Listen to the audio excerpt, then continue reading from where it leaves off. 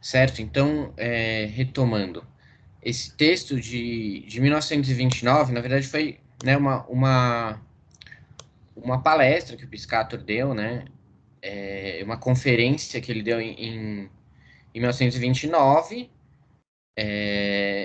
e que se dirigia às sessões especiais, né, do Volksbühne.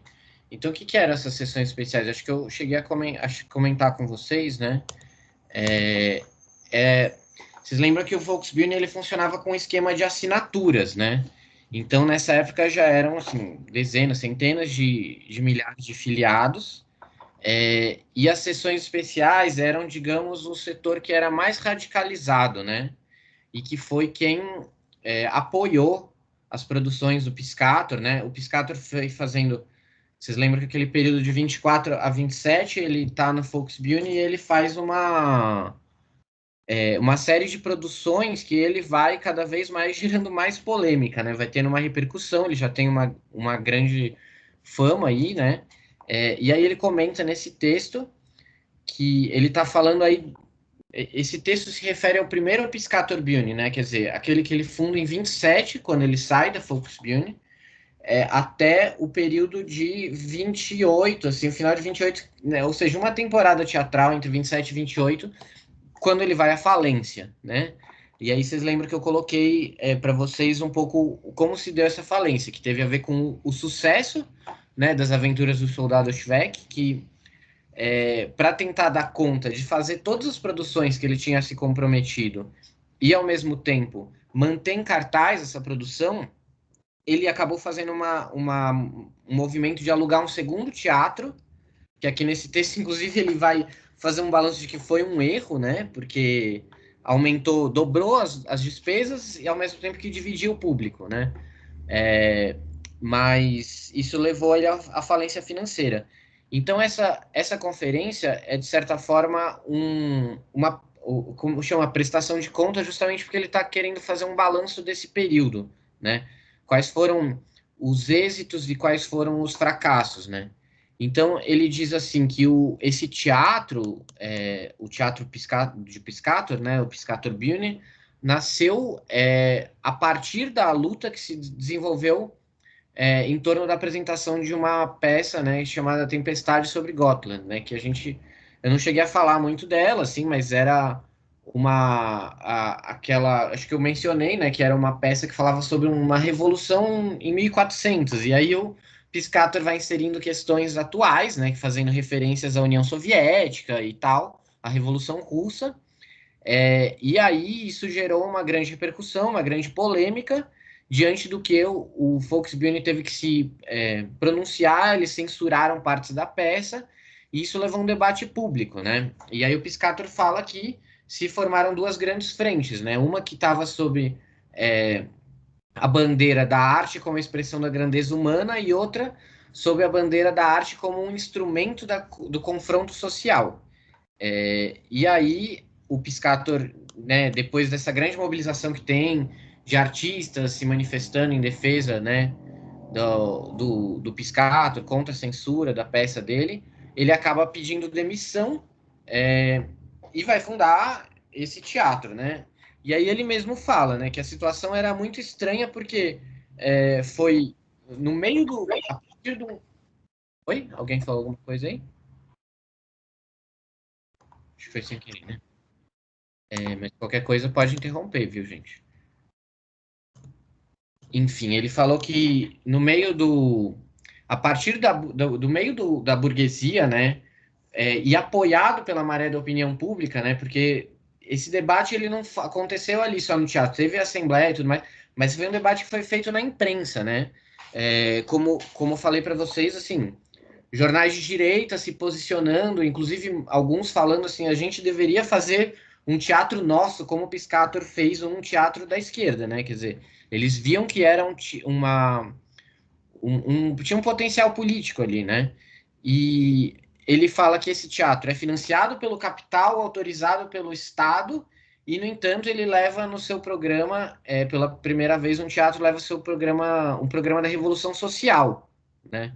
É, para apresentar uma visão de mundo da vontade lutadora da classe oprimida. Então, né, a gente já viu, né, como ele foi financiado por um empresário, um cervejeiro lá, que era, enfim, tinha um caso amoroso com uma atriz que convenceu ele, etc. E a única exigência que ele fez ao Piscator foi que não tivesse revolução nem proletário no nome do teatro, né? E aí, o que o Piscator fala, né? Ele fala assim, do enorme exército do proletariado, somente 16 mil, que correspondia a essas sessões especiais, né, do Volksbühne, apoiaram esse empreendimento.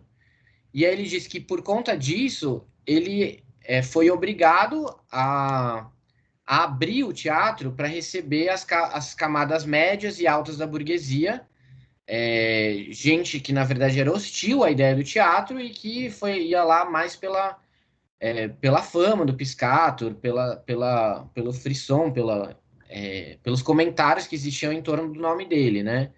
Então aí ele cobrava entradas caras dessas pessoas para poder oferecer entradas baratas ou gratuitas para o público operário, né? Lembrando que nesse momento também tinha um grande desemprego, uma grande crise econômica, né? Então era difícil, assim, que os trabalhadores até aí fossem, né, no teatro, assim. Então ele fala assim, que que essa não era a situação que ele queria, né? Que ele diz que se em vez de 16 mil trabalhadores tivesse sido o quíntuplo de trabalhadores que tivesse aderido ao teatro, ele não teria essa necessidade de competir com os teatros burgueses pelo público engenheirado, né? E aí isso colocou uma situação que, ao mesmo tempo em que ele fazia a luta, que ele chama, né, a luta espiritual, a luta política, né, com as peças do teatro, ele tinha que fazer também uma luta econômica pela subsistência do seu teatro, né? E que essa luta foi ficando cada vez mais difícil, né? Porque enfim, ele tinha que dar conta de conciliar essas coisas irreconciliáveis, né? Quer dizer, como é que ele ia atrair um público burguês pagante se as peças dele estavam falando mal da burguesia, estavam atacando essa classe social, né?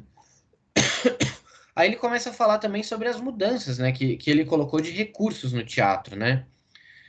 Então, tem um trecho que ele fala assim, que no lugar do privado aparece o geral, né? Ou seja, ele quer falar da vida pública. Em lugar do especial, aparece o típico, quer dizer, ele quer falar de coisas que remetam à situação em geral. Em lugar do casual, né, do fortuito, aparece o causal. Ele quer mostrar por que as coisas acontecem. No lugar do decorativo, no cenário, colocado o construtivo, né, um cenário que tem um papel narrativo e comente a peça. O emocional é colocado com valor igual ao racional, né? O sensual é substituído pelo pedagógico, o fantástico pela realidade, pelo documento, né? Ou seja, ele quer utilizar esses novos recursos para construir essa cena nova, né? É, E aí o que ele fala é que ele não tinha duas deficiências, né? Tinha duas coisas que faltavam fundamentalmente, que era a arquitetura teatral e a dramaturgia. E aí que ele vai fazendo, né? Ele vai tomando as peças, como a gente comentou com algumas delas, né? Para tentar mudar essa dramaturgia e aprofundar o lado social, econômico e político das obras. E para isso, e tirar esse lado psicologizante, né? Individualizante, assim. E para isso ele alterava as obras que ele tomava para ensinar. Então, o que ele está falando assim é que era um primeiro experimento, né? Que era ele vê muito assim uma ideia de que esse período foi um de abertura de caminho, assim, né? E ele fala, olhando para trás, a gente, mesmo que essa empresa tenha sido fracassada, né, do ponto de vista comercial, que ela faliu e etc. Ele diz que teve um grande sucesso que foi abrir esse caminho, né? Que foi trazer essa nova estrutura cênica, essa nova dramaturgia. Aí ele vai citar exemplos, né? Que do Hoppler, né? Nós vivemos, que eu mostrei um pouco aqueles cenários, né? O Rasputin, que eu não cheguei a mostrar, mas deixa eu colocar aqui para rapidinho para mostrar um pouco como era o Rasputin. Vocês estão vendo aí, né? Tem era tipo um globo recortado, né? Que aí o cenário era dentro, assim, e aí tinha vários andares, né? E aqui é o cenário da conjuntura, que foi a peça do Léo Lânia que eles fizeram depois, né? Então, que é uma peça que falava sobre a questão do petróleo, etc. E aí ele vai falar que esses cenários, quer dizer, cada peça trazia uma nova forma de cenário e cada cenário tinha o objetivo de apresentar esse plano social, esse plano histórico, né? Ele diz que existia uma dialética, né, entre o cenário e o que estava sendo apresentado, porque existia uma interação em que esse cenário era era condicionado pela ação da obra e ao mesmo tempo ele condicionava essa ação, que nem a gente pensa no Shrek, né? Que eu falei para vocês, tinha até esse problema técnico, que era tipo o barulho, né, imenso das esteiras, né? Ele colocou duas esteiras que faziam um barulhão, os atores tinham que gritar para poder ser ouvidos e tal. Mas na verdade isso mostrava, né, determinava como a cena ia ser, assim, dele caminhando, das coisas vindo rumo a ele, etc. Então ele falava que cada uma dessas questões técnicas tinha esse sentido, né? E aí ele fala também sobre a questão de como aparece a questão humana, né, na, no teatro dele. Quais são essas modificações na dramaturgia? Porque ele fala que agora, a partir dessa época, né, e aí a gente vê a questão da guerra, né, sendo muito. Vocês lembram, né, de como ele falou que a guerra mudou a perspectiva dele das coisas. Então ele diz que agora no primeiro plano está a vertente social da existência do humano. Então quando aparece uma personagem, ela ao mesmo tempo representa sua classe ou a camada social a que ela pertence. E se ela tem um conflito moral, espiritual, ou emocional, ela entra em conflito com a sociedade, né? Já não é um conflito de ordem individual. É um conflito que deixa de ser individual para ser político. E aí ele fala assim: é verdade que a acentuação dessa vertente política das personagens pode levar a uma certa caricaturização das pessoas. Só que o que ele diz é assim, isso não é a nossa responsabilidade. Isso é responsabilidade justamente dessas relações humanas degradadas em que a nossa sociedade vive, né? E que não é superar essa situação, resolver essa falta de harmonia nas relações humanas e representar a grandeza humana, não é a função do teatro e da dramaturgia. Ele diz que a função do teatro e da dramaturgia é denunciar, subverter, mostrar, né, essa contradição. Então, essa personagem caricaturizada, como é, por exemplo, o Soldado Shrek, né? É uma personagem cômica, ridícula, tal, tem a ver justamente com o que essa sociedade faz com as pessoas, né? Enfim. E aí ele fala, né? Ele faz um balanço também das dificuldades, dos erros subjetivos, da questão de ter alugado um teatro maior, um segundo teatro, etc. Mas ele fala assim que no final das contas também o problema fundamental era esse da falta desse público proletário, né? E aí ele dá um exemplo da última peça que tipo acabou não enchendo os lugares, etc. E ele fala que é importante, é fundamental que os trabalhadores vejam que o teatro dele, o Volksbühne também, são instrumentos de luta seus que devem ser tomados por eles, né? E ele diz que é uma maluquice você tentar fazer um teatro revolucionário sem o seu elemento mais vivo, que é um público revolucionário, né? Então lembra que quando ele fez a montagem do Apesar de Tudo, né? A peça lá feita sobre a recapitulação histórica do momento da guerra até a morte do Karl Liebknecht e da Rosa Luxemburgo, ele fala que a única forma que ele via para ter um teatro é, revolucionário era justamente com essas trazendo esse público ligado aos sindicatos, ligado às organizações operárias para dentro do teatro, né?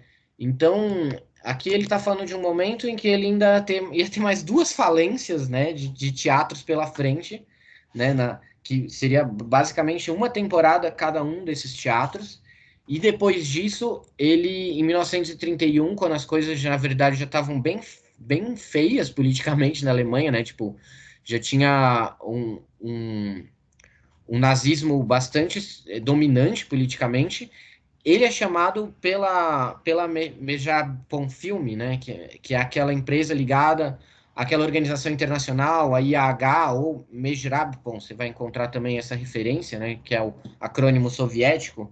O IAH é a sigla em alemão, né, que é a Associação Internacional de Ajuda aos Trabalhadores. Eles tinham uma empresa de filme, né, que inclusive levou para a Alemanha os filmes do Eisenstein, né, o Encoraçado Potemkin, etc.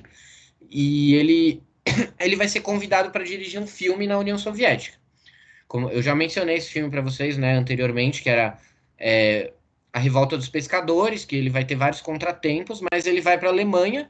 E isso que era uma viagem para fazer um filme acaba virando um exílio, né? Ele não volta para a Alemanha, ele fica na União Soviética, porque, enfim, antes dele terminar o filme, o Hitler sobe ao poder, ele termina o filme em 34, e em 33 o Hitler já tinha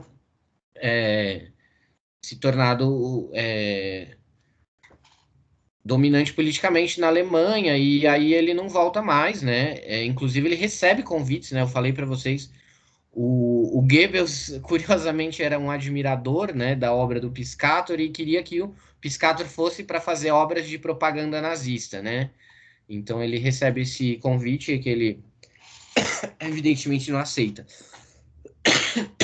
Agora, a gente vai passar para essa segunda parte, em que eu vou sair um pouco do foco do Piscator para tentar fazer um pouco a mesma coisa que eu fiz na Alemanha, na primeira aula, de contextualizar, né, que momento que é esse que a obra do Piscator surge, tentar mostrar como se deu esse momento de um teatro operário nos Estados Unidos, né?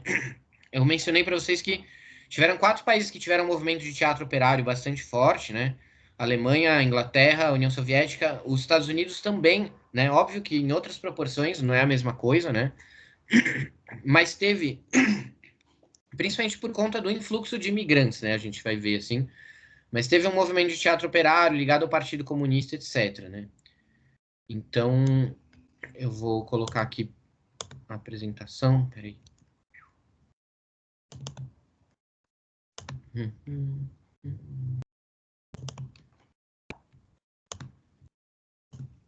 Estão vendo, né?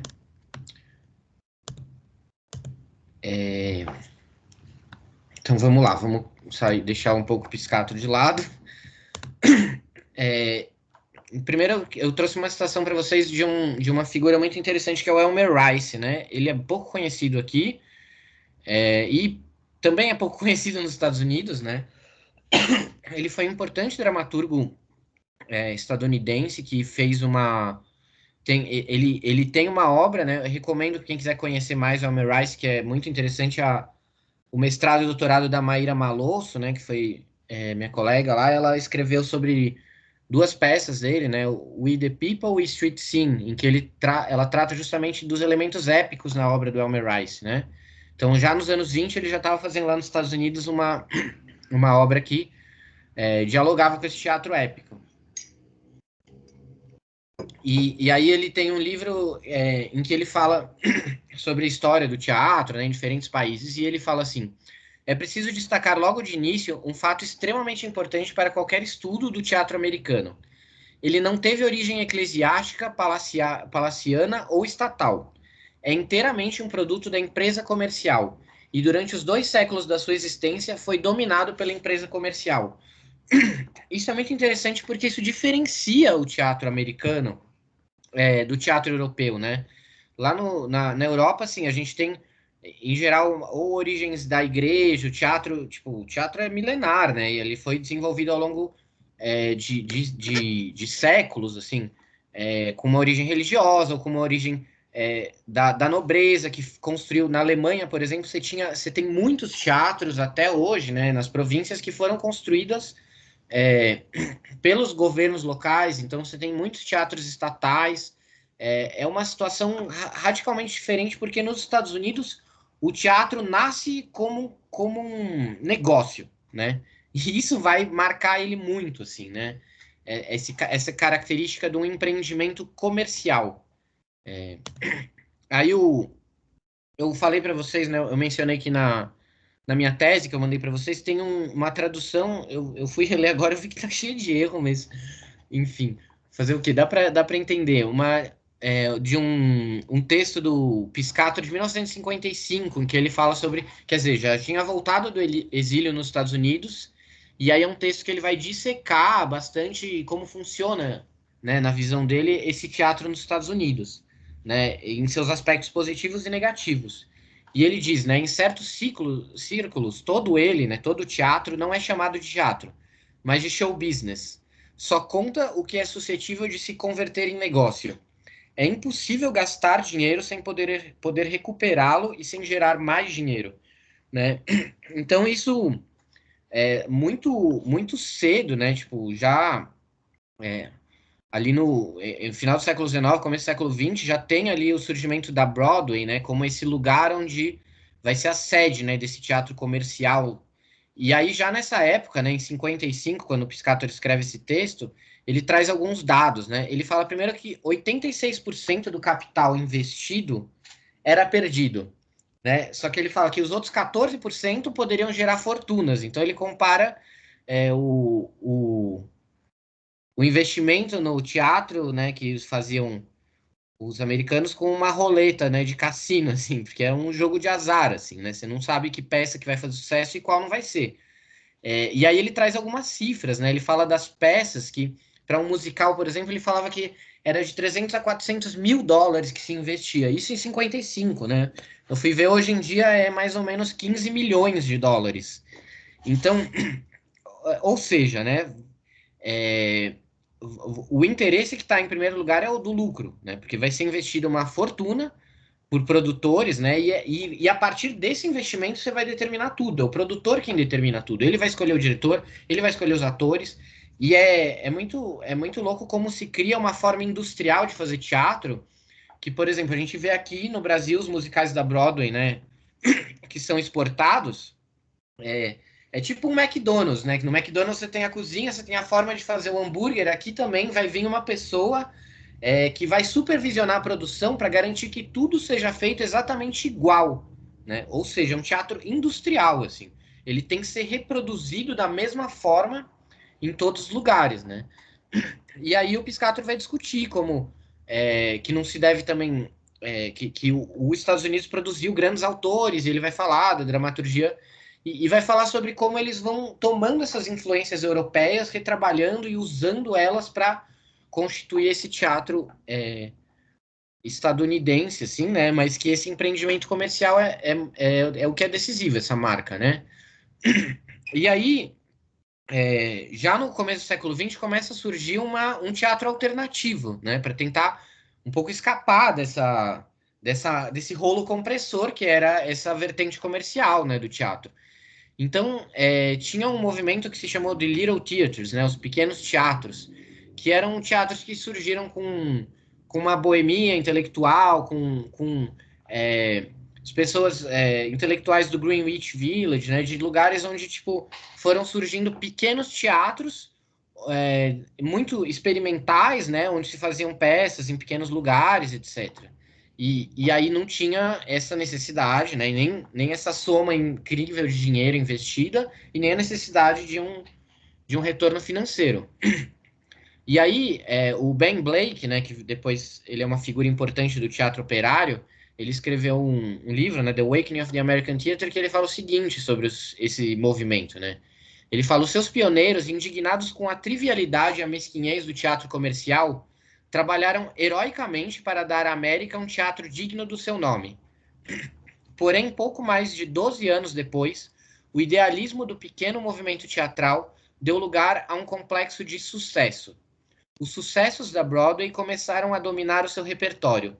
muitas vezes, apesar das preferências dos diretores de teatro, que se submetiam a eles como um mal necessário, porque os pequenos teatros tinham cada vez mais dificuldade em financiar-se com um repertório altamente artístico que atraía um público muito pequeno de classe média, que considerava em grande parte o movimento do pequeno teatro como uma moda passageira, né? Então, o que vai acontecendo é que esses pequenos teatros eles vão produzindo sucessos e aí eles vão se tornando reféns desses sucessos porque eles vão precisando sobreviver comercialmente e aí eles vão fazendo peças da Broadway e aí eles vão perdendo o caráter experimental, quer dizer, eles vão sendo sugados, né? Pela essa esfera comercial do teatro americano, né? E aí é tão interessante esse movimento que, assim, a gente vai ver como nos Estados Unidos primeiro surgiu um movimento off-Broadway, né? Que a gente vai ver, inclusive, que veio em grande medida influenciado pelo trabalho do Piscator. E aí o off-Broadway vai se comercializando e aí surge o off-Broadway, né? Ou seja, tudo vai se tornando comercial e você vai tendo essas dispersões, essas diásporas, né, para tentar ir fazendo uma coisa que esteja à margem do sucesso comercial, mas é louco como o business, né, vai engolindo o teatro independente, né? Então, alguns desses grupos, né, o Provincetown Players, né, que foi um grupo que surgiu em 1915 e durou até 1922, ele é um grupo muito interessante, né? Ele teve figuras assim, o John Reed, que escreveu Os 10 Dias que Abalaram o Mundo, foi um dos fundadores, né? E outras figuras ali dessa boêmia do Greenwich Village. E foram eles que fizeram as primeiras peças do Eugene O'Neill, né? O Eugene O'Neill foi o dramaturgo desse grupo e se tornou, né, um dos mais celebrados, né, um dos mais famosos dramaturgos estadunidenses, né? Então foi isso que aconteceu. Eles estreiam, aí eles têm essa primeira peça, né? Do The Emperor Jones, que vai fazer um grande sucesso, e aí ele começa a se comercializar o grupo, e aí vai ter um racha no grupo, né? Uma parte do grupo acha que esse sucesso comercial tá subvertendo os ideais experimentais que o grupo tinha no começo e vai sair para fazer outras coisas, né? É bem interessante que um desses que sai é o Jasper Dieter, que ele vai sair e vai fundar o Red Road Theatre na Pensilvânia, que vai ser o teatro, a gente vai ver mais para frente, que vai fazer a primeira encenação da peça do Piscator nos Estados Unidos, né? Então esse Jasper Dieter, ele foi um cara que participou do movimento de teatro operário, participou dos Little Theatres e depois foi fazer o seu teatro na Pensilvânia, que tá lá até hoje, inclusive. Aqui é uma cena da montagem do The Harry Ape, né? Que é uma das peças do O'Neill. Essa montagem de 1922 é uma peça que é bem interessante, assim. Ela tem uma linguagem bem expressionista e ela fala sobre um marinheiro é, que é um cara que trabalhava, né?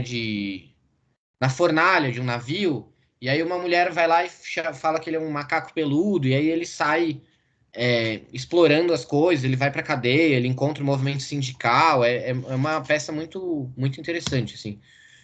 Aqui é uma cena do Emperor Jones, né, que foi esse grande sucesso que teve o Provincetown Players, né, teve 204 apresentações na sua primeira, digamos, temporada, depois eles remontam, etc. E é interessante que também, nessa época, não havia protagonistas negros, né, em Nova York. E o Jasper Dieter, ele diz, né, a lenda, que ele que convence o grupo a chamar um protagonista negro para fazer o papel do Emperor Jones, que era um personagem negro, né? Antes se utilizava aquela técnica da blackface, né, que eram atores brancos com a cara pintada de preto. Aí dando um passinho para trás e entrando na vertente do movimento operário, né? Em 1913, tem um livro da Iná Camargo Costa que ela chama Panorama do Rio Vermelho, né? Que ela fala sobre o teatro nos Estados Unidos e eu recomendo muito para quem tiver interesse, assim, né? Que ela fala sobre esses momentos. Ela fala do Elmer Rice, por exemplo, que é um dramaturgo que hoje nos Estados Unidos ninguém lembra dele, ninguém fala dele, mas é fundamental. ela tem um capítulo dedicado a esse Patterson Strike Pageant. O que era isso, né? O pageant era aquelas montagens teatrais religiosas que tinham muito na Idade Média, que representavam, por exemplo, a Paixão de Cristo e que eram feitas às vezes ao ar livre, muitas pessoas em cena, né? Atores, em geral, eram amadores que representavam isso. E essa é uma forma teatral que utilizava, digamos, tinha elementos, se a gente quiser, né? Assim, fora de contexto, mas assim, épicos, né? Nesse sentido de que era uma narração num evento, etc. E aí vai ter um grupo que inclui de novo o John Reed, né? Que eu falei que participou do Provincial Players. Em 1913 estava tendo essa greve dos trabalhadores têxteis da cidade de Paterson. E era uma greve ligada a um setor do movimento sindical muito radicalizado, né, que era a IWW, International Workers of the World, que era uma oposição, uma central sindical dirigida, né, por anarquistas que organizava, em geral, os trabalhadores imigrantes, as mulheres, os negros, que eram setores que ficavam à margem do movimento sindical oficial, que era dirigido pela AFL, né, American Federation of Labor. Então, essa central sindical é, mais plebeia, mais radicalizada, né? Ela organizava essas greves e ela estava à frente dessa greve em Paterson. E era uma greve que estava muito dura, assim, eram enfrentamentos assim com piquetes diários, com a polícia se enfrentando, batendo, né? O John Reed foi lá, ele foi preso, foi para cadeia, conversou com os líderes da greve, e aí ele volta para Nova York querendo apoiar essa greve. E aí ele fala, meu, como é que a gente vai fazer? Ele junta um grupo de intelectuais enfim, também tinha a Mabel Dodge, que era uma ricaça lá que estava em solidariedade à greve, assim. E aí ela vai financiar esse projeto deles, eles querem fazer uma peça teatral sobre a greve, em apoio à greve, para arrecadar fundos de greve, para arrecadar dinheiro para mandar para os grevistas e, ao mesmo tempo, para divulgar essa greve e furar o cerco, né, que tinha na imprensa. Né? Vocês veem isso hoje em dia, imagina na época que nem internet tinha nada, como era difícil você divulgar o que os trabalhadores estavam vivendo nessa greve, né? Quando saía na imprensa, obviamente, era a versão dos donos das fábricas, etc. Então, eles vão encenar no Madison Square Garden Eles trazem os grevistas de Paterson, né, de trem, e encenam com 1.000 pessoas uma reprodução da greve no Madison Square Garden, né? Então é uma coisa muito muito louca, assim, né? Muito precursora, né? Tipo era um teatro de fato, assim, protagonizado pelos trabalhadores, falando da luta de classes e como uma arma política mesmo para a greve, né? Financeiramente foi um fracasso, porque muito parecido, né, com os dilemas que o Piscator enfrentava, eles venderam os assentos mais baratos, os lugares mais baratos, só que os lugares caros ficaram vazios, né? Então não serviu para financiar, né? Foi um prejuízo financeiro, mas eles, enfim, foi é muito marcante, né? Esse evento do ponto de vista político e teatral, né? Aqui é uma cena, né? Vocês veem o tanto de gente que estava, né, em cena, a cena dos piquetes, né? E aí tinha um programa da peça, isso aqui é um trecho do programa da peça, né? Que fala assim: o concurso representa uma batalha entre a classe trabalhadora e a classe capitalista, liderada pelos trabalhadores industriais do mundo, a IWW, usando a greve geral como principal arma. É um conflito entre duas forças sociais, a do trabalho e a força do capital. Né? Então, enfim, a gente vê que assim, esse episódio, antes de estar tendo, né, antes das primeiras experiências do Piscator, já tinha rolado isso lá nos Estados Unidos, né? Aí, pegando os grupos de teatro operário, né? O Prolet Bühne é muito interessante. Ele surge em 1925 e ele vai cada vez mais, né, se tornando um grupo ligado às lutas dos trabalhadores, né?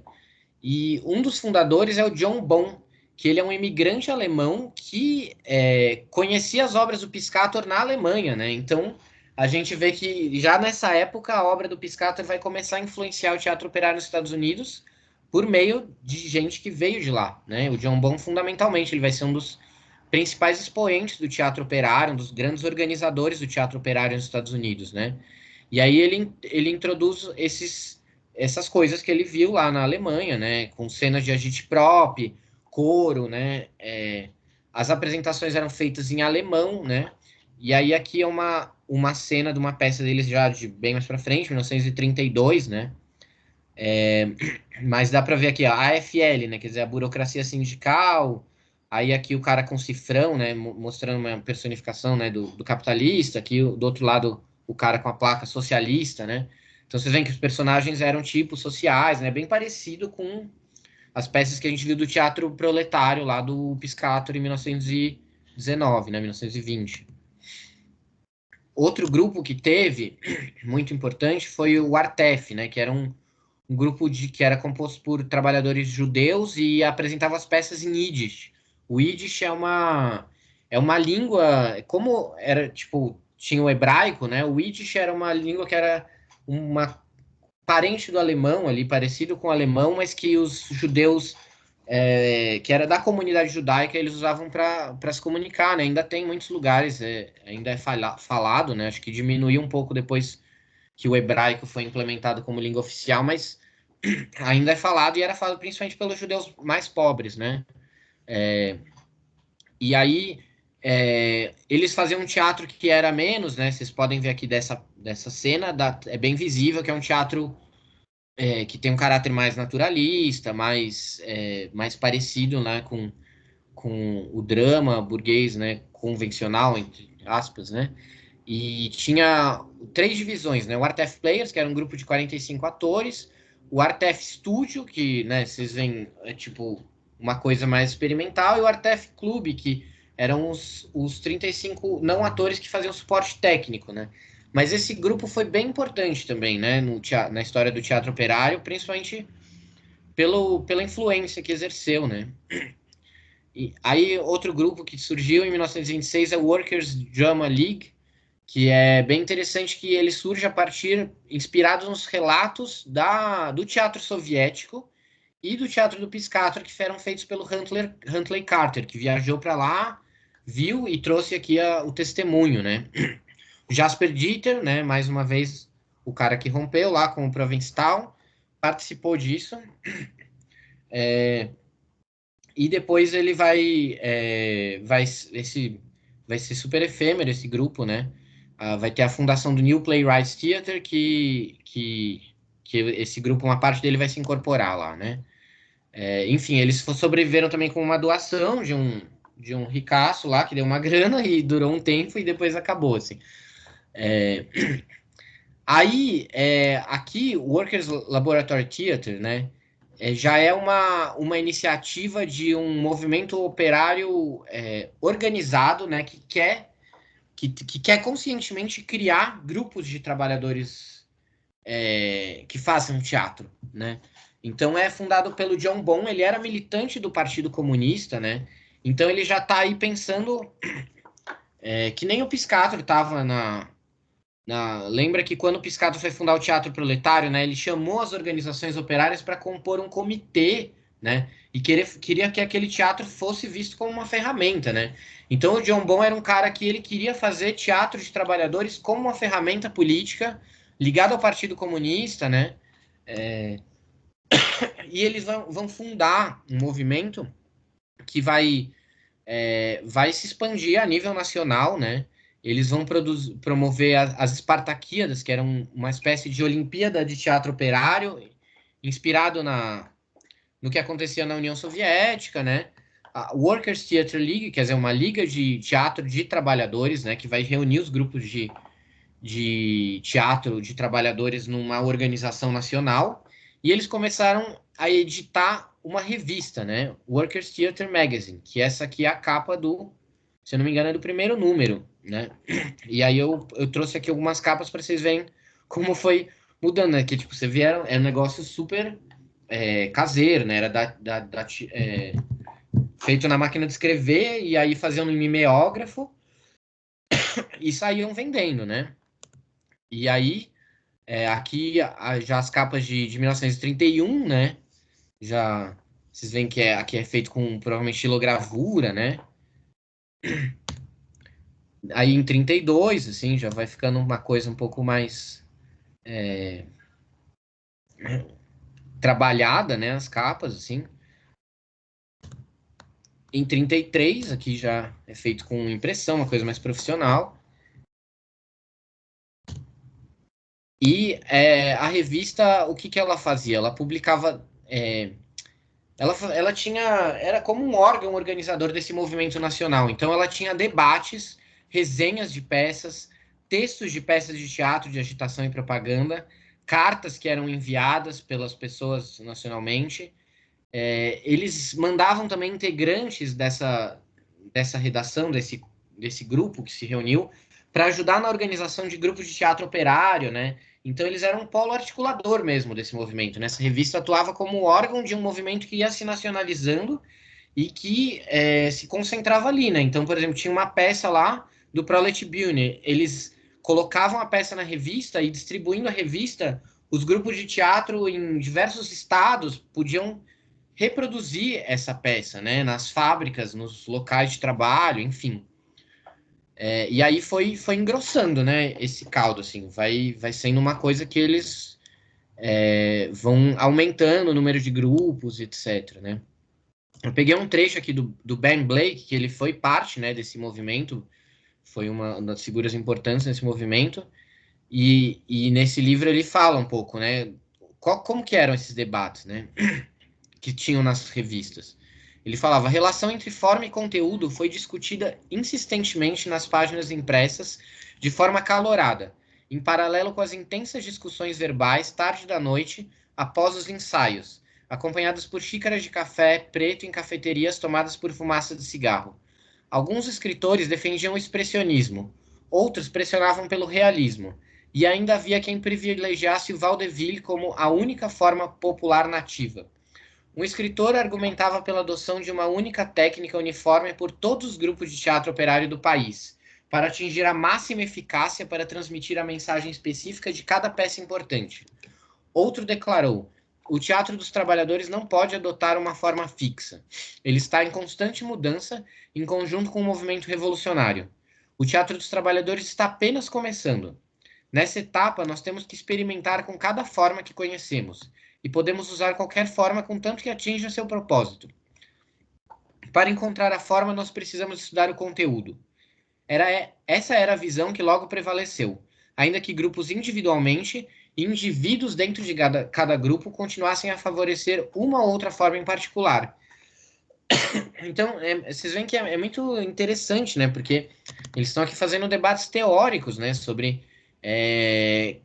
como que vai ser esse teatro operário. Beleza, eles estão criando um movimento, mas que tipo de teatro eles têm que fazer, né? É muito interessante ver como esse debate era rico, era vivo e ele acontecia na prática, né? Não era um debate de gabinete, eram debates feitos por trabalhadores que estavam fazendo grupo de teatro, encenando em greves, encenando em fábricas, né?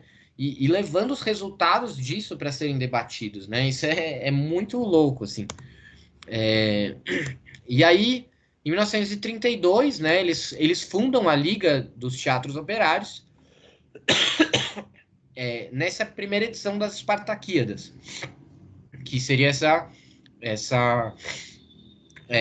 além de um congresso, né, que eles fazem para discutir esses temas, a organização do movimento, que tipo de teatro eles fariam, quais seriam as iniciativas, também uma competição com grupos de teatro operário. 15 grupos participaram, né, dessa primeira Espartaquíada. O vencedor foi o Prolet Bühne, com uma peça que chama 15 Minute Red Review, né? Vocês lembram? Esse Red Review aqui não dá para deixar de lembrar da RRR, né? Rotterdam Review, que era aquela revista, a primeira revista lá que o Piscator faz e que vai, inclusive, incentivar a formação dos grupos de teatro operário na Alemanha. A conferência contou com representantes de 52 grupos de teatro operário. A segunda edição, em 1934, teve 120 delegados representando 5.000 trabalhadores, né, nos grupos. Teve como vencedor o Workers' Laboratory Theatre com o Newsboy. Em 1935 vai ter a terceira e a última, né? Aqui é uma ilustração que fizeram para essa Newsboy, né? que é uma peça, é a peça que venceu a segunda edição. Então é muito interessante eles contando, né, como para eles conseguirem ir para a conferência, eles pegavam carona, eles faziam um monte de coisa assim para tentar chegar lá, porque, enfim, era tudo uma precariedade, né? Eles não tinham grana nenhuma, era tudo grupo de teatro amador, então era muito difícil fazer as coisas, né? Dá para ver pelas capas lá das revistas, né? Como era uma coisa assim feita muito na raça, né? Aí tinha é muito louco, né? Porque tinham debates, eles divulgavam o texto das peças na revista e também tinha crítica, né? Tinha debate sobre as peças que foram apresentadas. Então teve a apresentação das Spartaquíadas e aí teve uma das pessoas lá da revista escreveu, né? Fazendo uma crítica, né? E aí é interessante eu peguei um trecho dessa crítica, né? Que apareceu nessa edição aqui, a edição de junho, julho de 1932 sobre a peça que venceu, né? A 15 Minute Red Review. A revista, a pessoa que escreveu na revista disse assim: no lado dramatúrgico, a peça carece do elemento narrativo, de suspense, da construção dramática de uma situação. Suas falas ressoam com conotações de fraseologias e formulações sectárias. Então, eu achei muito louco essa crítica, porque me lembrou a crítica que foi feita à peça do Piscator, pela crítica lá do Partido Comunista, a primeira peça do teatro proletário, né? Que fala que a arte tem é uma coisa muito nobre para ser utilizada assim em vão, né? E vocês veem que aqui o que essa pessoa critica? Fundamentalmente que a peça não é um drama, né?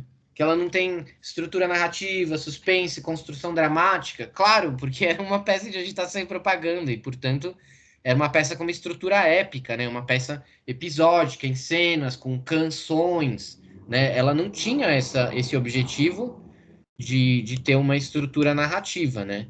Então, lembra como o, o Alfred Doblin, né, escreveu lá que você não pode criticar uma mula porque ela não é um cavalo, né? Você só pode criticar se ela for uma mula ruim. E pode até ser que fosse uma mula ruim, né? Eu não duvido que, como o Piscator também critica, né? Ele fala lá no começo era muito rudimentar e tudo mais, essa fraseologia, formulações sectárias pode ser, só que você tem que criticar a mula por ser uma mula ruim, não porque ela não é um cavalo, né? Essa peça, quando você fala que não tem uma estrutura narrativa, uma construção dramática, você está dizendo que ela não é um cavalo, e ela não é um cavalo, né? É, E aí a gente vai ver que vai ter uma hora que vai começar a ter uma guinada, né? E aí a gente vai ver como esse movimento é um movimento que ele vai acontecendo em paralelo com uma mudança internacional, né? Uma mudança que vai atingir toda a terceira internacional, a internacional comunista, né? E a política dos partidos, né? Então, é, que assim, a partir de 1933 eles vão tentar, de certa forma, suavizar certas coisas, né? Então, eles vão mudar o nome da revista, vão tirar a palavra trabalhadores, né? E vão colocar New Theatre Magazine, quer dizer, a revista do Teatro Novo. E as noites de espetáculo que eles faziam, que era Red Riot Nights, né? Vão ser a New Theatre Nights, né? Então eram as noites da revolta, das revoltas vermelhas, né? E vão ser as noites do novo teatro, né? Eles também passam a tentar dar mais foco para construir o que eles chamam de teatros estacionários, né? Ou seja, não fazer mais apresentações itinerantes em fábricas, em sindicatos e tentar fazer teatros né, normais, onde eles vão chamar pessoas para ir assistir no teatro, né? Tudo isso era uma tentativa de chegar em setores não proletários, em setores de classe média, em setores que eles falam a gente precisa chegar em setores mais amplos, né, do que os trabalhadores. E aí, em 1935, a Liga dos Trabalhadores de Teatro vai mudar também o nome para Liga do Teatro Novo, New Theatre, né? E aí aqui uma capa, né, da nova revista, né, quando eles mudam o nome, New Theatre, né? E fala sobre drama. É interessante que eles incluem aqui o cinema, né? Mas enfim, tem uma tese, né, é uma dissertação de mestrado, eu acho, da Margaret Cherny, que ela fala sobre toda a história desse teatro, que é muito interessante, né? E uma hora ela chama atenção, né, para esse ano, foi 1934, que foi um ano de grandes, assim, de grandes greves operárias nos Estados Unidos, e greves que muitas vezes fugiram ao controle da burocracia sindical, né? Tipo, já nos Estados Unidos, lembra aquele processo que eu descrevi na Alemanha, de como os sindicatos foram ficando cada vez mais conservadores, porque tinham nos seus dirigentes gente que não vivia a vida do trabalhador comum, que ganhava dinheiro, que estava muito confortável em suas posições e acabava, portanto, querendo pacificar situações, né? Não queria grandes greves, grandes tumultos contra os patrões, queria que as coisas ficassem do jeito que estavam. Nos Estados Unidos também já tinha uma burocracia sindical muito forte, né? Que era principalmente essa AFL, que organizava os setores, justamente aqueles setores que o Zinoviev chamou de aristocracia operária, né? Que o Lenin e o Trotsky também usam esse termo. Aristocracia operária são setores mais organizados, mais bem pagos, em geral de trabalhadores homens, trabalhadores brancos, né? Que trabalhavam com trabalhadores qualificados, que tinham um trabalho mais especializado. Enquanto nos Estados Unidos já tinha surgido essa dissidência sindical, a IWW, que organizava os trabalhadores negros, os imigrantes, as mulheres, né? E aí, em 1934, teve essa onda de greves, né? Teve uma greve geral em São Francisco, uma greve geral em Minneapolis, a greve têxtil na região Nordeste, greve de condutores de bondes e taxistas em Milwaukee, na Filadélfia. Essa greve em Minneapolis, por exemplo, foi uma greve que começou com os caminhoneiros, e que foi dirigida por um grupo trotskista, né? Um grupo super pequeno lá.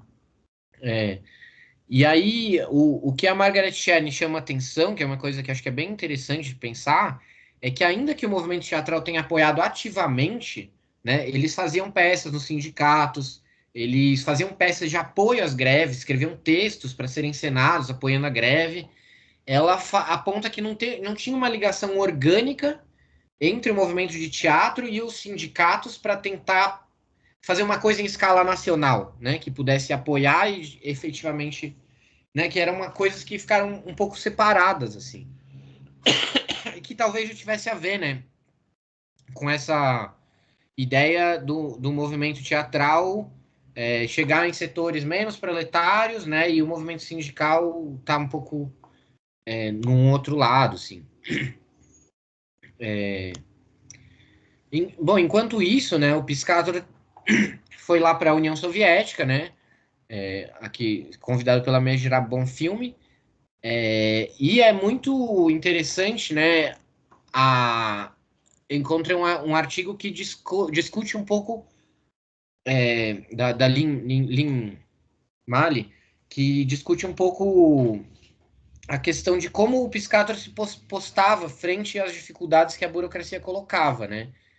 Bom, 1931 já era um período em que a burocracia stalinista já estava bastante consolidada, né? A gente pode ver assim, Trotsky tinha sido expulso do partido, vários oposicionistas já estavam presos em gulags e tal. Então, o Piscator chega lá e começa a escrever cartas, né, para os membros da Comintern fazendo reivindicações, falando que enfim, que as coisas que as coisas eram muito burocráticas, né?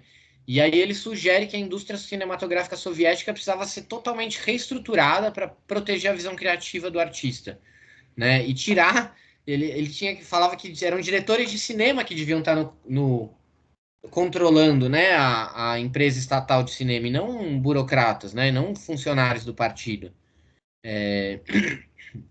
E na verdade ele vai tendo uma relação muito ambígua, né, para dizer assim, com o Estado soviético, porque por um lado ele vai tendo uma série de conflitos, né, quando seu filme fica pronto, ele faz grande sucesso em Moscou, mas ele não é distribuído para os outros lugares, amplamente, né, na União Soviética. Ele tinha planos de dirigir outros filmes, ninguém deixou, né? Na verdade, a empresa estatal de filmes foi fechada, né? E, mas ao mesmo tempo, ele vai ser chamado para Eles vão fundar em 1930, né? Aqui tá em espanhol, desculpa, que esse slide estava em espanhol, eu traduzi, esqueci de traduzir aqui. Mas a Associação Internacional de Teatros Revolucionários, né?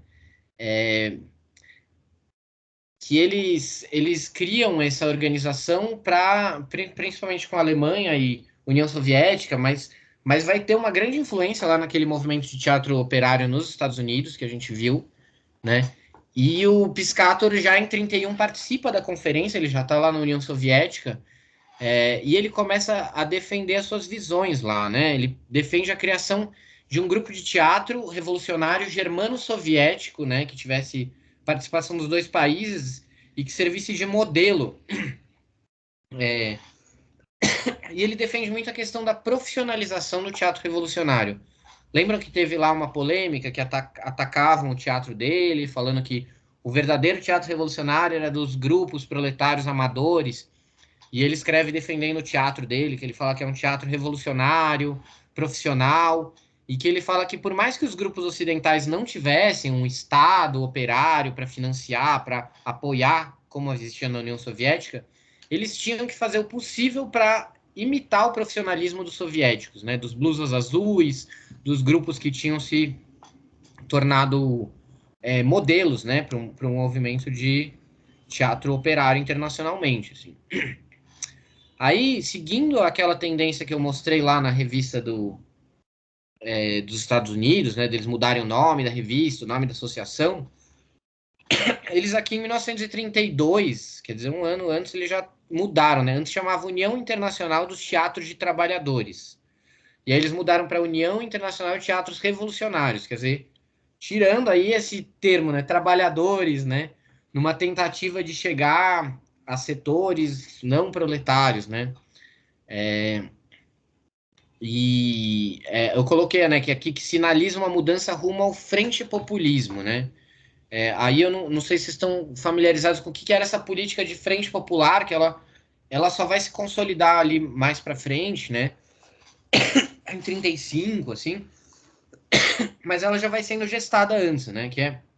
É, a gente costuma ver a burocracia soviética meio que tem uma política que às vezes vai em zigue-zagues, né? Então teve um período ali entre o final dos anos 20, né? De 28 até essa política da Frente Popular, que foi chamada de política do terceiro período, que eles falavam que, né, teve um período capitalista, depois social-democrata, teria um período comunista. Então que os social-democratas eram tratados, eles chamavam inclusive de social-fascistas, e se recusaram a fazer uma frente única, né, militar, assim, armada para combater o nazismo e o fascismo. É claro que isso, né, ajudou bastante, né, o nazismo a triunfar, porque os trabalhadores estavam divididos, né, entre os social-democratas, que ainda controlavam a maioria dos sindicatos e tinham influência sobre a maioria da classe trabalhadora, e os comunistas, que eram minoria. Depois que o nazismo chega ao poder, eles vão dar uma reviravolta à direita, né? E a Internacional vai defender uma política de frente popular, que é de se associar com o que eles chamavam de setores democráticos da burguesia para combater o fascismo. Só que isso significa uma subordinação política a esses setores, né? E aí tem a ver, a gente vê na frente cultural essa questão de tirar os termos de trabalhadores e procurar se aliar a intelectuais, etc. E na política, a entrada, o apoio dos comunistas a governos burgueses democráticos ou de esquerda, né? Como a gente vai ver com Leon Blum na França, como com Roosevelt nos Estados Unidos, e enfim, o, o, o que o que a Lin Mali fala nesse artigo dela é que ela defende que a entrada do Piscator, o Piscator passa a ser presidente dessa Associação Internacional de Teatros Revolucionários, e que o próprio fato do Piscator se tornar presidente tinha a ver com essa política, porque ele era visto como um intelectual simpatizante, né, e não como um militante comunista. E aí, o Piscator, enfim, né? Como a gente viu, ele argumenta, né? Quando ele criou o Piscator Building, ele tinha essa ideia de querer chegar em setores mais da classe média, né? Então, de certa forma, tinha ali algum diálogo, né? Entre essa ideia, né, de chegar a setores simpatizantes e o que o Piscator estava defendendo. Nesse sentido, assim, o Piscator ele foi muito atuante, né? Muito atuante nessa Dissociação Internacional dos Teatros Revolucionários, que é MORT, né? A sigla em russo. E enfim, foi nesse sentido muito em sintonia ali com a política do Estado Soviético. Né? Em 1933, eles organizam a Olimpíada Mundial do Teatro de Trabalhadores em Moscou, que vai para Letbiunis, grupos americanos, etc. Né? Mas a gente vai ver que isso não é. Essa relação dele é muito conflituosa, né? Apesar disso, depois ele vai ser. Como eu falei, né? Ele começa a fazer uma série de exigências, né? Inclusive, ele tenta. Ele tem um plano, né? Já que ele não consegue dirigir outros filmes e tal, ele tem um plano de montar um teatro operário alemão. Na verdade, é tipo um centro cultural operário numa cidade que chama Engels, que era uma cidade de imigrantes alemães, né? Ele tenta convencer o Brecht desse projeto. É interessante porque o Brecht, em correspondência com outras pessoas, ele fala assim, né, que as outras pessoas mostram que era um lugar onde não tinha infraestrutura nenhuma, assim, né? Só que o Piscator, muito entusiasmado com a ideia, com aqueles projetos, em geral, bastante ambiciosos, né? Meio megalomaníacos que às vezes ele tinha essa ideia de fazer dali aquele polo, ele queria trazer Helene Weigel, vários artistas alemães para atrair imigrantes alemães, porque o objetivo dele era fazer desse lugar uma certa, uma certa modelo de contraposição ao que estava acontecendo na Alemanha nazista, né? E ele também queria fazer de lá um reduto, uma base, para que depois da guerra os emigrados tivessem quase como um esboço, né? Um protótipo de uma arte nova para levar de volta para a Alemanha, como assim, para garantir que tudo que foi feito na Alemanha nesse período não fosse varrido pelo nazismo, mas que pudesse, nessa cidade de Engels, se concentrar ali para depois voltar para a União, para a Alemanha quando tivesse sido derrotado o nazismo. Enfim, outro projeto que ele não conseguiu concretizar. E aí, como eu falei para vocês, em 36 ele vai fazer uma viagem lá em nome da Associação Internacional de Trabalhadores. E aí alguns colegas dele começam, ele começa a ser denunciado por trotskismo, né, entre aspas, por oposição, por gente que trabalhava com ele. Isso chega aos ouvidos dele e aí ele não volta, né, porque sabia que, enfim, aí começa a perseguição aos artistas lá, né, e de fato ele vai ficar na França, onde enfim, ele vai conhecer a Maria Leigh Piscator, que trabalhava com a companhia do Reinhardt, casa lá, o Brecht foi padrinho dele e tal, depois ele vai para os Estados Unidos em 39. Ele vai para os Estados Unidos por conta de uma... Ele estava em dúvida, né, de onde ele ia. E depois a gente vai comentar um pouco disso, mas ele vai para os Estados Unidos por conta de uma oferta de trabalho que um produtor da Broadway, chamado Gilbert Miller, quer produzir a peça, a adaptação que o Piscator fez de Guerra e Paz. E ele fala, vou produzir sua peça. Ele vai para os Estados Unidos, fala, oba, vou trabalhar na Broadway. E ele não vai conseguir, esse projeto vai por água abaixo, assim. Mas aí ele já estava lá nos Estados Unidos e vai ficar por lá. Voltando para os Estados Unidos, né? Teve como a gente viu, assim, teve esse movimento muito grande, né, do teatro operário que foi crescendo e foi se tornando importante, né? Tinha assim, tipo, enfim, era um movimento que tinha muitas debilidades, muitas dificuldades, muitas contradições, mas que estava lá, né? E que tinha a sua revista, tinha a sua liga, tinha seus eventos, né? E aí vai o governo Roosevelt, já nessa política da Frente Popular que eu falei para vocês, o o Partido Comunista vai apoiar o governo Roosevelt, né? E o governo Roosevelt vai fazer o New Deal, né? Vocês lembram da crise de 29, maior quebradeira, e aí o New Deal vai ser essa política do governo Roosevelt de injetar capital para tentar reaquecer a economia, né? Com frentes públicas. Aí vai ter o WPA, né? Que é o Desculpa, só um segundo.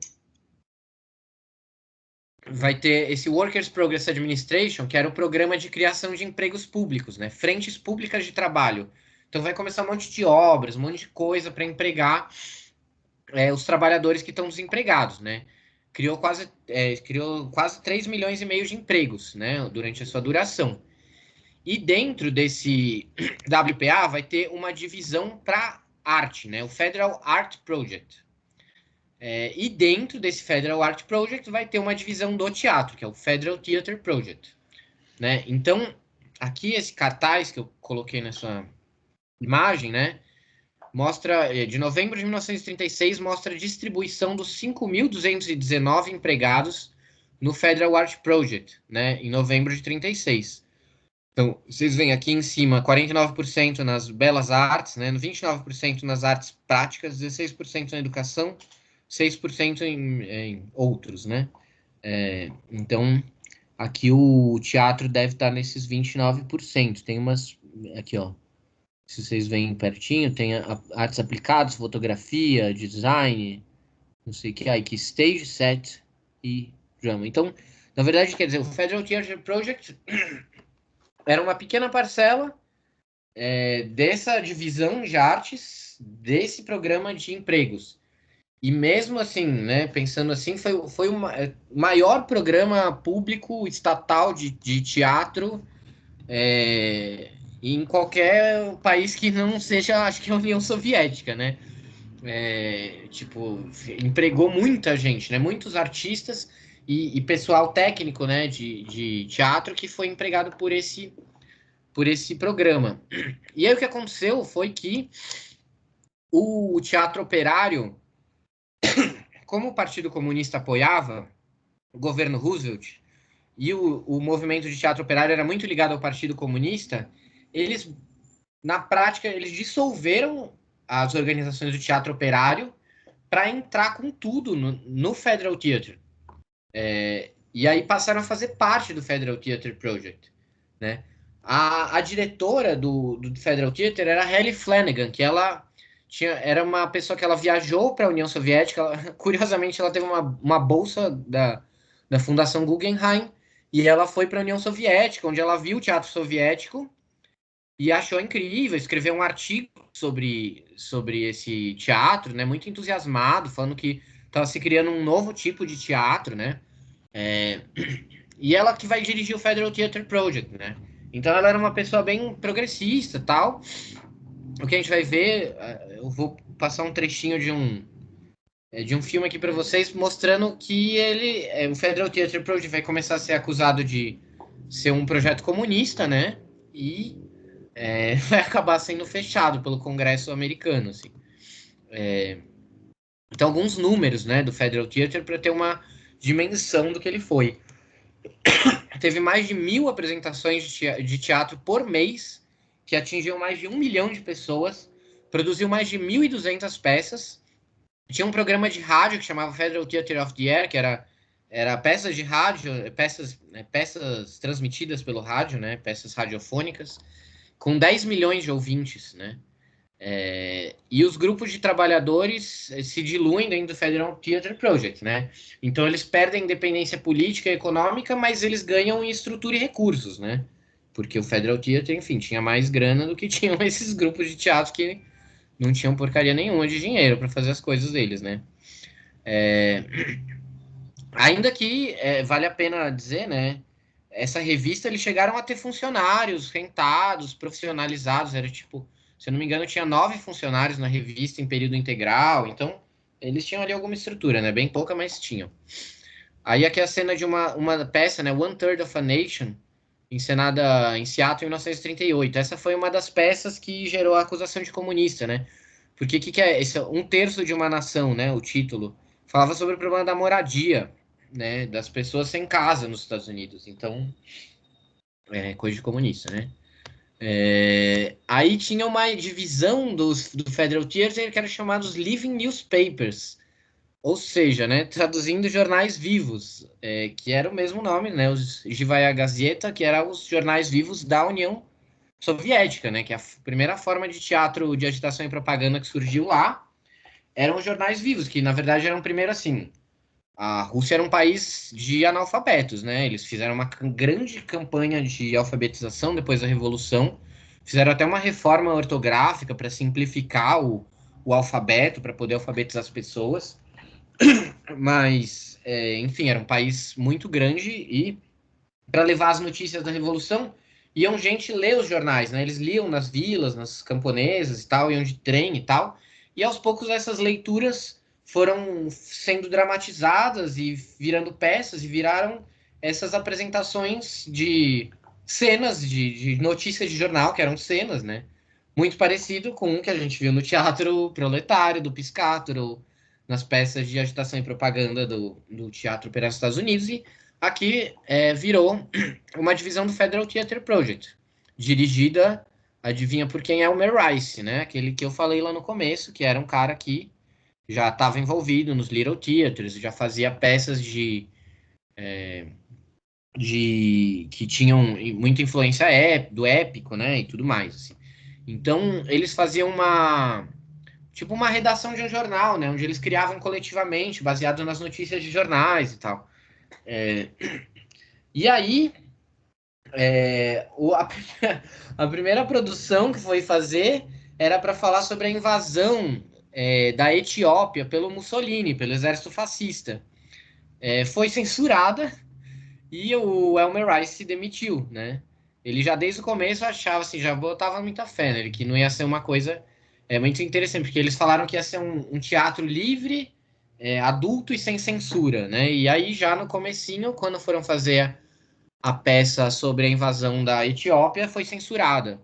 E aí eles colocaram já algumas regras, que não podia aparecer figuras políticos vivos, não podiam ser representados, não podia falar de questões internacionais, de política internacional. Então já começou aí a censura, né? Ou seja, o limite político era o limite dado pelo governo democrata do Roosevelt, né? Então, aquelas peças que o movimento de teatro operário fazia, poderiam fazer uma peça falando sobre a invasão da Etiópia, agora eles já não podiam fazer. E o Elmer Rice, que era um cara que não ia compactuar com isso, já saiu fora logo de cara. Aí aqui um cartaz de uma outra peça, né, que foi feita, que era o Injunction Granted, que falava sobre a perseguição judicial contra os trabalhadores, né? Ou seja, a gente vê que eram temas bem polêmicos, né? Bem, tipo, apesar dessa censura, tinha outras peças que falavam aquela da questão da moradia, essa questão do judiciário com os trabalhadores, né? Não à toa vão acusar de comunismo, né? E aí, como eu disse, né? Esse livre adulto sem censura, né? Que tinha sido o lema, né? Que falaram que ia ser o Federal Theater Project seria assim, né? O governo Roosevelt disse. Não foi bem assim, né? Aí o Harry Hopkins, né, que era o diretor da Workers' Progress Administration, que falou, né, esse livre adulto sem censura, e prometeu a Flanagan que seria assim, né? Mas aí teve o episódio da Etiópia e depois vai ter uma outra, né, que episódio de censura bem emblemático, né, do Mark Blitzen, que é essa peça que chama The Cradle Will Rock, né? Sei lá, o enfim, dá pra traduzir, acho que numa tradução literal seria tipo o berço vai balançar, uma coisa assim, mas que é tipo, vai ter as coisas vão se agitar, né? Mas o que que era essa peça? Era uma peça que é um musical, né? Bem interessante, que era sobre a greve de operários metalúrgicos, né? E aí essa peça, ela sofreu uma censura disfarçada, né? Porque eles não falaram que iam censurar, mas eles cortaram as verbas do projeto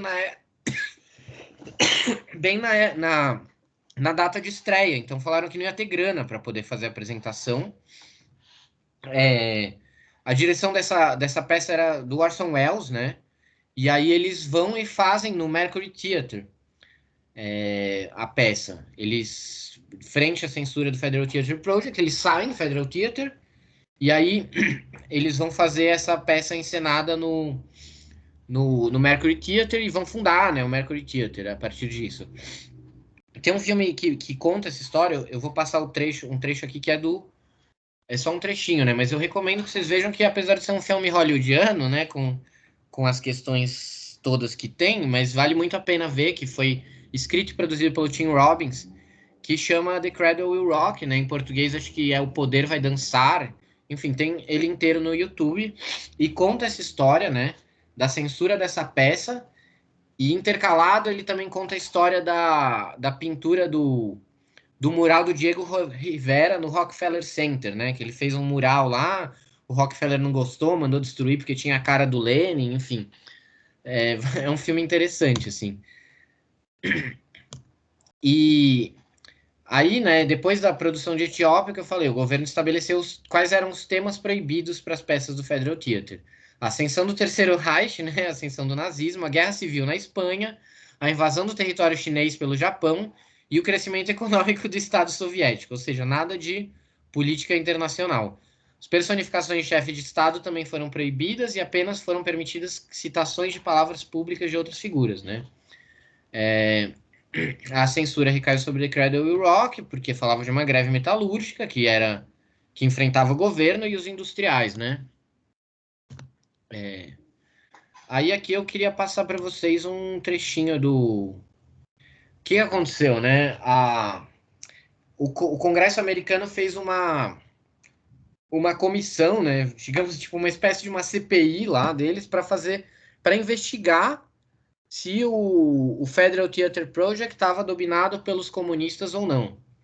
E aí eles vão chamar várias pessoas, né? E chamava o Comitê de Atividades Anti-Americanas do Congresso, que vai chamar um monte de gente para depor, né? Inclusive depois vai chamar o Brecht. Aí o Brecht depõe, ele vai embora dos Estados Unidos. Depois chama o Piscator também. O Piscator também vai embora, né? E aí tem um dos depoimentos, né? Dessa época vai ser o da Halle Flanagan, que é chamada para depor. E nesse filme que eu falei para vocês, do Tim Robbins, eles colocam alguns trechos do depoimento dela, né? E aí eu queria passar para vocês que são trechos literais, né? Eles pegam da transcrição do depoimento e botam aqui, né? Então, sim, também como vocês não gostam de me interromper e falar nada, aí eu pelo menos paro de falar um pouco, né? Vamos ver. Peraí, deixa eu ver como é que eu faço aqui.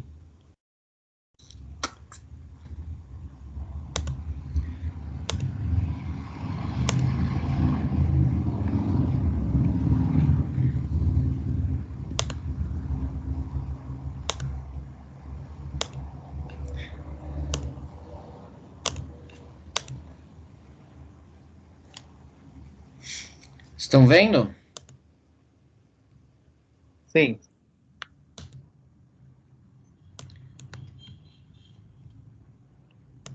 Estão ouvindo? You want chubby little fascist? Também. How can you say that? Beleza. I don't want to wait in soup lines with them.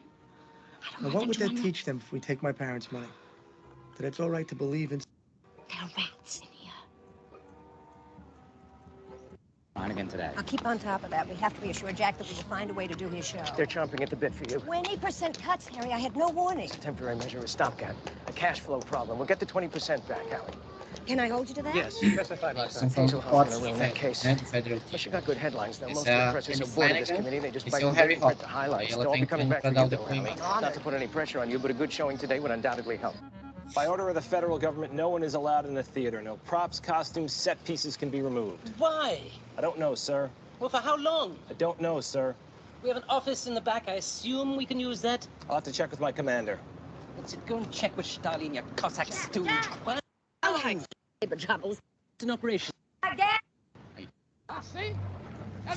Miss Flanagan, you are the first woman in America to receive the Guggenheim Foundation scholarship. Is that correct? Yes, that is correct. And you went to study abroad for, 12, 14 months to study the theater. I did.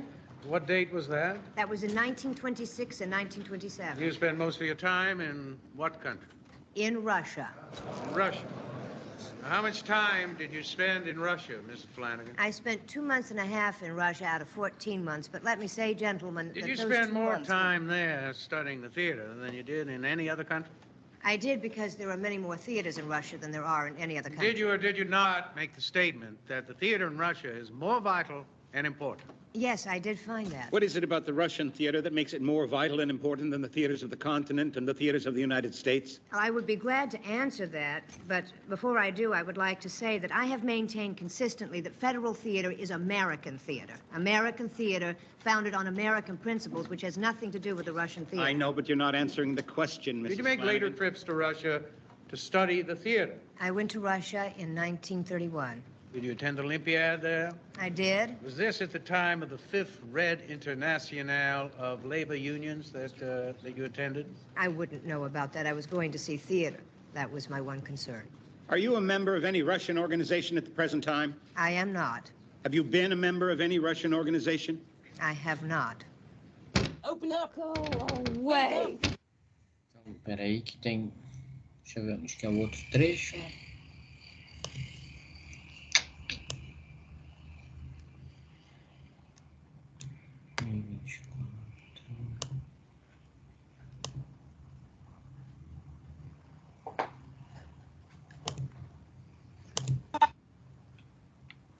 The war, the soldiers, turn them into horses. Folks, just you drop off your application. In the United... Mrs. Flanagan, how many people do you figure you had as audience in the United States for these plays? The recorded figure, Congressman, dies with something like 25 million people. In other words, you have reached approximately 25% of our population with your play. Something like that, yes. Now, you wrote for Theater Arts Monthly, November 1931, did you not? Yes, I did. I quote this from that same article. Start dramatic groups in unions, in fraternal organizations, in social clubs, in company unions, in YMCAs. Dot the land from coast to coast. Don't expect profit in money. These theaters exist to awaken the May workers. I interrupt just 1 minute? Please notice that that is a quotation. A quotation, yes. But these are your words I'm quoting. The workers' theaters intend to remake a social structure without the help of money. And this ambition alone invests their undertaking with a certain Marlowe-esque madness. You are quoting from this Marlowe. Is he a communist? I'm very sorry. I was quoting from Christopher Marlowe. Tell us who this Marlowe is so we can get the proper reference, because that is all we want to do.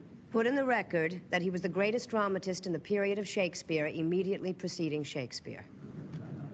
Of course, we had what some people call communists back in the days of the Greek theater. If you say so. And I believe Mr. Euripides was guilty of teaching class consciousness also, wasn't he? I believe it was alleged against all the Greek dramatists. So we cannot say when it began. Wasn't it alleged also of Ibsen and against practically every great playwright? I think so. Só mais um pedacinho. Acho que é aqui. Não. Peraí.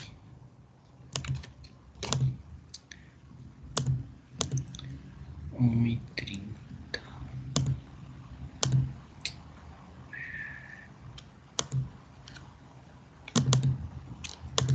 Yeah, good. What?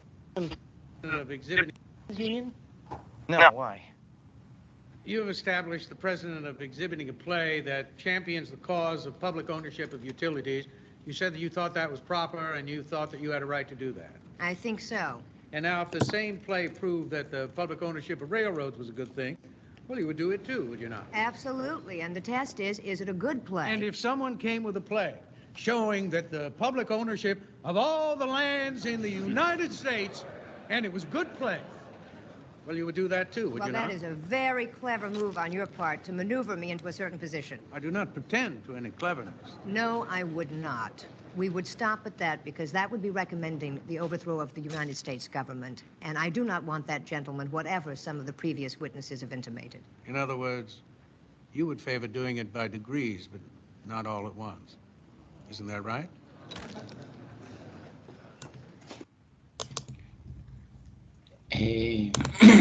Bom, é isso, né?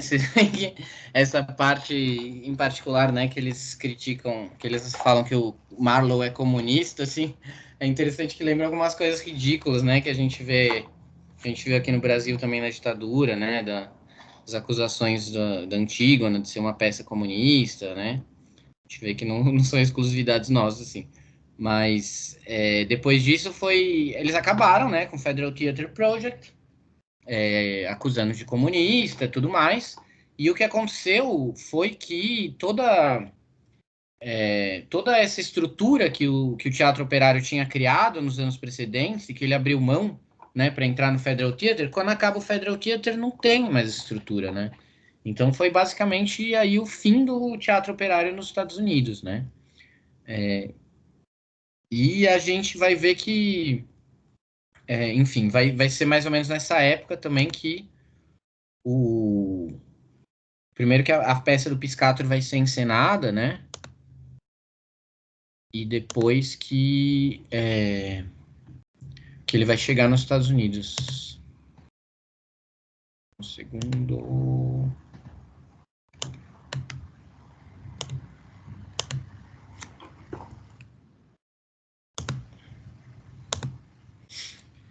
Então, aí, paralelamente a isso, né, a gente vai vendo que essa guinada frente populista dos artistas, né, no sentido de tentar fazer uma coisa que não seja tão dirigida para os trabalhadores, a gente vai ter lá na União Soviética, em 1934, um congresso de escritores onde vai ser decretada como a arte oficial do regime, né, o realismo socialista, né, que aí acho que todo mundo, né, tem algum contato com isso, né, que é essa questão de atacar as vanguardas e as pessoas que...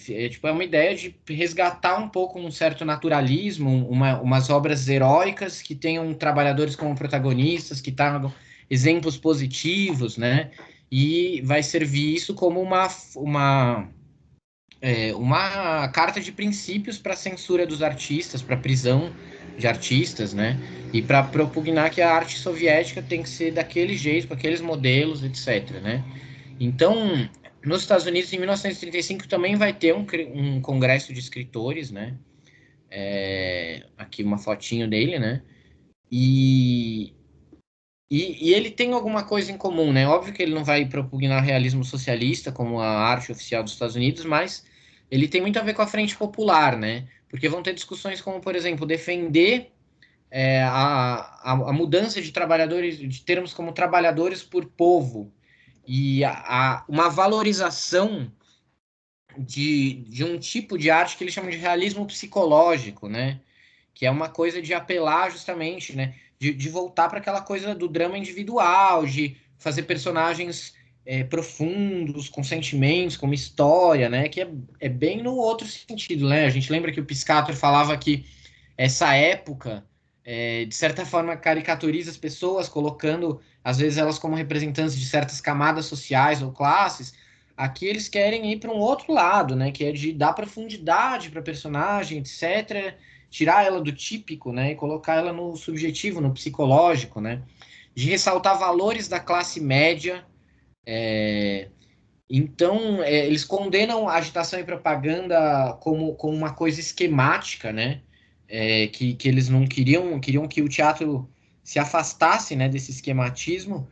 Então, eles vão indo para um sentido, né, que é o que eles falam assim, para chegar no público americano tem que ter esse tipo de apelo, né? Um apelo emocional, um apelo subjetivo, né? Uma coisa que comova, né? E vão indo nesse sentido, assim, né? O movimento dos artistas de esquerda, assim.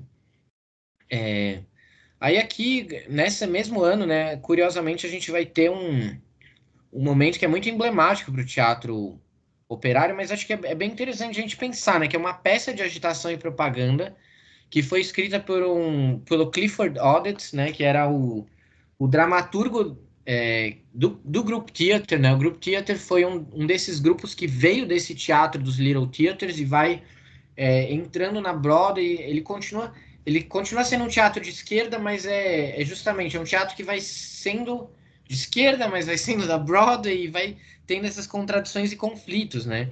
E aí é muito interessante porque o Waiting for Left é uma peça muito de agitação e propaganda, que tem uma assembleia de taxistas e tal, e que eles vão terminar a peça, né, com um clima assim, de exaltação, de gritando pela greve e tal.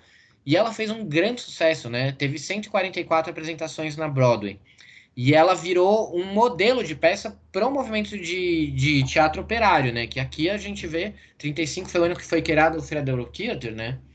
Então era um momento em que estava já se dissolvendo, né? Esse movimento dentro ali do movimento do teatro proposto pelo governo, né? Mas essa peça foi apresentada por centenas de grupos de trabalhadores em todo o país e, ao mesmo tempo, foi um sucesso na Broadway, né? Aqui a gente vê uma ceninha da peça aqui nessa cena final, né? Você vê, né? Um clima de agitação mesmo, né? De chamar a própria plateia, todo mundo a gritar, né? Etc. Então, o Clifford Odets, né? Ele é uma figura que depois tem uma história que a Maria Leigh Piscator, né? Que é a esposa do Piscator, quando eles chegam nos Estados Unidos, ela conta uma história de que uma hora eles vão para algum lugar e alguém vai buscar eles e ela começa a conversar com esse cara que é um motorista lá que tá levando ele para os lugares e ela elogia muito o Clifford Odets e tal, não sei o quê. E aí no final ele fala que era ele, né, o Clifford Odets, e ele fala que os Estados Unidos não tá indo na direção do Piscator, né? Essa frase é bem emblemática, assim, porque quando eles chegaram foi em 39, né? Ou seja, nesse momento em que já era o rescaldo de tudo, assim, desse movimento do teatro operário. E o Piscator, o que o Clifford Odets fala é que, bom, é isso, né? O que o Piscator fazia já não casava com os Estados Unidos, assim. E aí, o Piscator, antes de sair da Alemanha, ele vai fazer uma adaptação de... Que horas são? 8h37? Não sei se a gente para um pouco antes de entrar nesse aqui. Se vocês tiverem alguma... não sei, quiserem falar alguma coisa, observações, eu vou parar um pouquinho só e ver se, enfim, se tem algum comentário, alguma coisa que vocês querem falar, perguntas, observações, críticas, xingamentos, qualquer coisa, assim. Porque agora a gente vai entrar numa outra parte, assim, né? Essa foi toda, digamos, a contextualização, né, do cenário dos Estados Unidos e desse teatro, que eu acho que é bem importante, assim, para entender como é que vai ser a colocação da obra do Piscator lá, né? Primeiro da obra, que a obra chega antes dele, e depois dele mesmo, que vai chegar em alguns anos depois, né, da peça dele.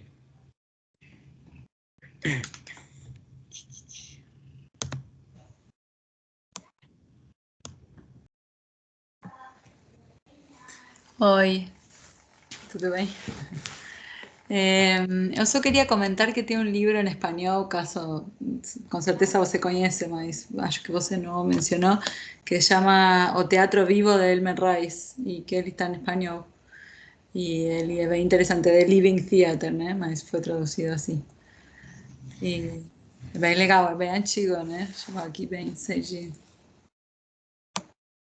Então, é curioso esse livro, porque ele foi lançado no Brasil em 62 também, o Teatro Vivo, e é curioso que esse livro foi traduzido, mas nenhuma peça do Elmer Rice jamais foi lançada no Brasil. Teve a primeira encenação de uma peça de Elmer Rice, que pelo menos que eu tenha conhecimento, né, aqui no Brasil, foi nos anos 90, né, com a companhia Oca Morana, foi feito pelo Márcio Boaro e na Camargo, que é a The Adding Machine, né, a máquina de somar. Aquele trecho que eu coloquei no começo é desse livro, The Living Theater, né, que na verdade foram uma série de conferências que o Elmer Rice deu e que depois ele transforma num livro, assim. É bem interessante, mas tem essa edição também no Brasil, só que é bem velha, né? Eu, pelo menos, não achei difícil de encontrar. Eu comprei num sebo aí, na estante virtual. Acho que se tiver interesse dá para achar, ou talvez também dê para achar em PDF na internet. É bem legal, assim, vale a pena ler esse livro. O Bruno falou aqui no chat, eu não tinha visto. Quando eu tô apresentando não aparece essas coisas. Influências do expressionismo alemão na arte. Eu não sei a que ele estava se referindo nesse caso, assim. Mas falando em influências do expressionismo, tipo, é muito interessante. Talvez fosse sobre o Harry Ape, né? Que era a peça lá do Eugene O'Neill, que era bem expressionista. Sem dúvida, muita influência do expressionismo no Eugene O'Neill, E o Elmer Rice também, né? Essa peça que foi feita aqui, por exemplo, A Máquina de Somar, é uma peça também que tem bastante característica bem expressionista, assim. E é interessante, né? Vocês lembram que nos debates lá na revista da Workers' Theatre Magazine, tinha gente, né, que defendia que se usasse o expressionismo como a linguagem artística para fazer as peças do teatro operário, né? Então, mesmo no teatro operário também tinha essa influência, né, do expressionismo, né? Acho que muito desses imigrantes que vinham, né, da Europa traziam essas influências para o movimento de teatro operário, né? E tudo mais, assim. E, Silvana, eu vou mandar depois eu vou mandar todos os slides, sim, né? Não sei se vocês viram, tem um probleminha nos slides lá que, tipo, a parte que tava com o vídeo não vai, né? Junto nos slides, mas depois eu posso mandar o link.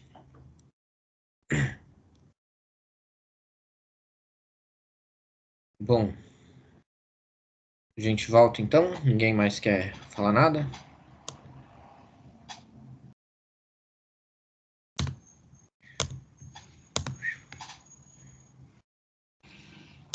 Então, estão vendo aí, né? Se não estiverem vendo, me avisem. O que aconteceu? O Piscator, antes de sair da Alemanha, ele faz uma dramaturgia dele, né? Muito interessante, porque acho que foi a primeira. Bom, ele fez com Félix Gasbarra, né? A dramaturgia do Trotz Allen, Apesar de Tudo, da Revista Vermelha, mas escreveu uma peça, né? Que ele escreveu a peça para alguém outro fazer, para outras pessoas fazerem, etc. Quer dizer, é óbvio que ele tinha intenção de fazer, né? Mas fazer a dramaturgia acho que foi a primeira vez, né? Que ele pegou um romance do Theodore Dreiser, que ficou bastante famoso nos Estados Unidos, né? Foi um livro muito vendido. E ele o romance de 1925, né? E o Piscator vai escrever em 1929, 1930. Só que aí é justamente nesse período final dele lá, e aí tem uma série de contratempos, né? Tem aquela hora que ele é preso por acusação de questões fiscais, né? Por conta das falências lá dele. Tem uma outra hora que a atriz principal que ele queria fazer o papel não estava disponível. Enfim, uma série de...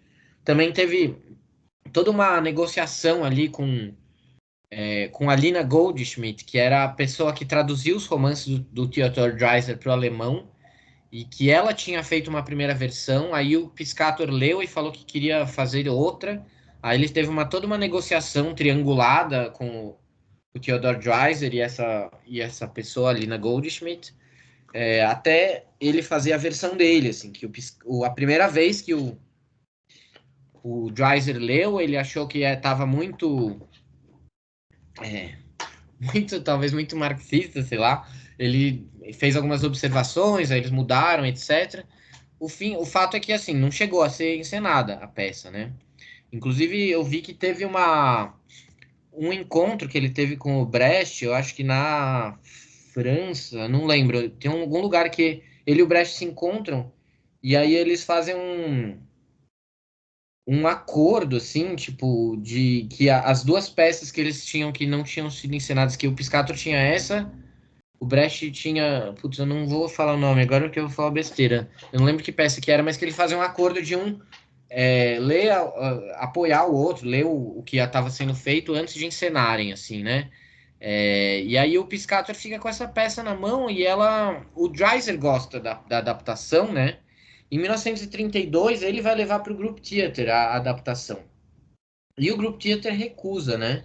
Depois eu vou chegar nessa parte, mas é interessante, porque o Group Theatre do Clifford Odets, né, que em 39 vai falar que os Estados Unidos não estão indo na direção do Piscator, que em 35 fez Waiting for Left, que foi aquela peça de agitação e propaganda, que foi um sucesso na Broadway.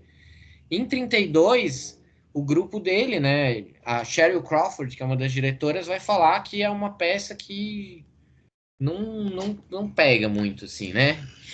E aí, em 1931, vai ter uma adaptação para o cinema. Aliás, antes disso, em 26 teve uma adaptação para o teatro, que era uma versão super melodramática, e essa adaptação vai dar origem a um filme em 1931. Essa adaptação do Patrick Kearney, que é a de 1926, foi um sucesso na Broadway, teve 216 apresentações, e mais 137 depois, em 1931, quando saiu o filme, provavelmente, né? Aí a adaptação cinematográfica que vocês veem o cartaz dela, né? Deixa eu contar um pouco a historinha, né, do American Tragedy para vocês. Esse romance ele foi baseado numa história real, que era um cara que ele engravida a namorada dele, que trabalhava na fábrica, e aí ele começa a namorar uma ricaça, né? O cara, a história, eu não sei até que ponto vem da história real, né? Mas a história do romance, assim, ele é um cara pobre, de origem trabalhadora, com os pais, uma família religiosa, os pais dele eram pastores. O tio dele era dono de uma fábrica, ele vai trabalhar na fábrica do tio. Aí ele vai sendo promovido, ele vira gerente lá na fábrica, né? Vira supervisor de uma seção, uma fábrica de colarinhos, né? E ele começa a namorar uma funcionária da fábrica. Só que aí depois ele se apaixona por uma ricaça, que era amiga da família do tio. E aí a ricaça começa a dar bola pra ele quer namorar a ricaça. Só que a namorada dele engravida, a namorada que era operária da fábrica. E ninguém sabia, né? Era um caso secreto lá que eles tinham. Ele assassina a namorada pra ficar com a rica. Só que aí ele é descoberto, né? Ele vai pra cadeia, é condenado à morte e morre. Essa é a história que baseou o livro. E o livro é um livraço, assim, 800 páginas, né? E aí é muito interessante a gente comparar as adaptações, né? Que foram feitas a partir do livro, assim. Porque essas adaptações, essa do Patrick Kearney, de 26, e depois os filmes que foram baseados nela, são super melodramáticos, né? Aquela coisa o drama do casal, a menina que morre, o cara, né? A mãe dele sofrendo porque ele foi condenado à morte, vai morrer na cadeira elétrica. E o Piscator usa essa história para falar da sociedade capitalista, né? Da luta de classes e transforma o crime dele, né, em um crime contra a sua classe, né? Um crime de querer virar um capitalista, um burguês, né? E aí tem um artigo do Theodore Dreiser que ele escreve no New York Times que ele fala de 4 adaptações. Tem a do Piscator, a do Patrick Kearney, tem uma na França e uma na Rússia, que eu, enfim, nunca não tive acesso a esses textos, né? Não sei como elas são, assim. Mas ele disse assim: foi dito recentemente que meu romance se tornou um tipo de lenda, simbolizando em todo o mundo as antipatias de classe dos dias atuais. E julgando pelas 4 dramatizações que já derivaram dele, aqui, na Alemanha, a do Piscator, na França e na Rússia, eu estou inclinado a acreditar nisso. Com muito vigor, e ainda que surjam a partir do mesmo livro, elas apresentam 4 formas definitivamente distintas de encarar as forças econômicas externas que conduzem o destino de um indivíduo de qualquer lugar a um destino trágico.